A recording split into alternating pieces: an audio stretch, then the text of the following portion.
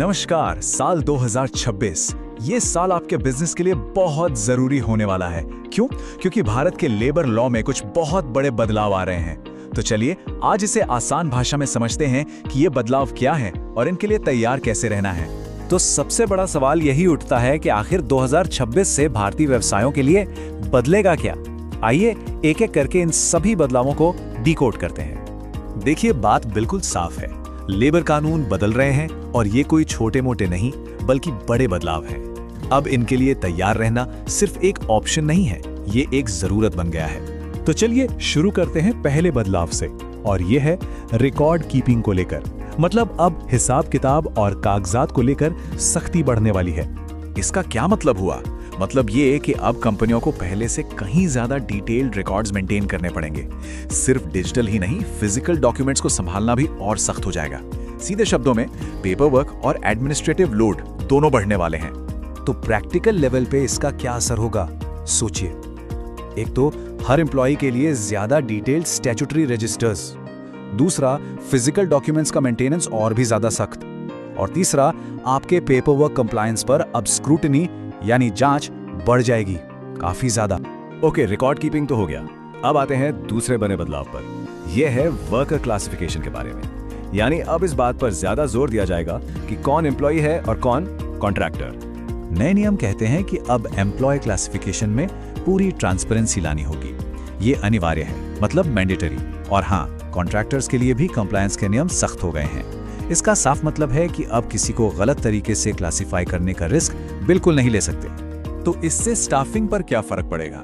अब एम्प्लॉइज और कॉन्ट्रैक्टर्स की डेफिनेशन बिल्कुल क्रिस्टल क्लियर होंगी।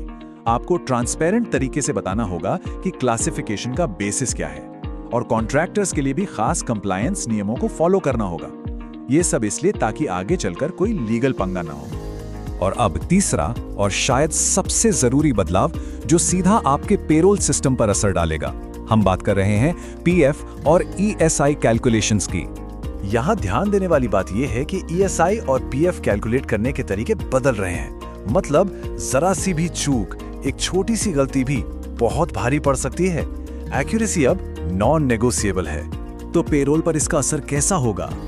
ईएसआई यानी एम्प्लॉय स्टेट इंश्योरेंस के लिए नए फॉर्मूले आएंगे। पीएफ यानी प्रोविडेंट फंड के लिए अपडेटेड कैलकुलेशन मेथड्स होंगे। और सबसे जरूरी बात, डिडक्शन में गलती का मतलब है बड़ा फाइनेंशियल रिस्क। तो इस पर बहुत ध्यान देना होगा। तो हमने 3 बड़े बदलाव देखे: रिकॉर्ड कीपिंग, वर्कर क्लासिफिकेशन और पेरोल। सवाल यह है कि इन सब का मिलाकर बिजनेस पर असर क्या पड़ेगा। चलिए देखते हैं। ये स्लाइड एक तरह से सब कुछ समराइज कर देती है। 2026 से पहले का दौर अलग था, स्टैंडर्ड ऑडिट्स और आमतौर पर मामूली पेनाल्टी का रिस्क। पर 2026 से गेम चेंज हो रहा है। कंप्लायंस की जांच सख्त होगी और जुर्माने और नोटिस का रिस्क बहुत ज्यादा। ये एक बहुत बड़ा शिफ्ट है। तो इसका बॉटम लाइन क्या है? सीधा सा जवाब, ऑडिट का रिस्क अब पहले से कहीं ज्यादा है। और ये एक ऐसी सच्चाई है जिसे कोई भी एम्प्लॉयर, कोई भी बिजनेस ओनर इग्नोर नहीं कर सकता। ओके, तो माहौल काफी सख्त लग रहा है, आगे का रास्ता थोड़ा मुश्किल दिख रहा है। सवाल यह है कि इस नए कंप्लायंस के दौर को नेविगेट कैसे करें, अपने बिजनेस को सेफ कैसे रखें। देखिए, एक्सपर्ट्स का मानना है कि अब वेट एंड वॉच वाला अप्रोच काम नहीं करेगा। रिएक्टिव होने से बात नहीं बनेगी। जरूरत है एक क्लियर, प्रोएक्टिव अप्रोच की। मतलब पहले से तैयारी करनी होगी। तो ये प्रोएक्टिव स्ट्रेटजी है क्या? यहाँ एक सिंपल 4 स्टेप प्लान है।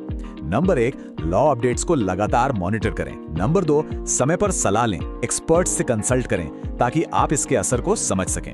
नंबर 3, हमेशा ऑडिट रेडी रहें, सारे डॉक्यूमेंट्स तैयार रखें। और नंबर 4, पेनल्टी फ्री ऑपरेशंस के लिए जो भी कंप्लायंस गैप्स हैं उन्हें समय रहते ठीक करें। तो इन सारी बातों के बाद आखिर में एक बड़ा सवाल बचता है। इन सभी बदलावों को देखते हुए क्या भारतीय बिजनेस 2026 के लिए सच में तैयार है?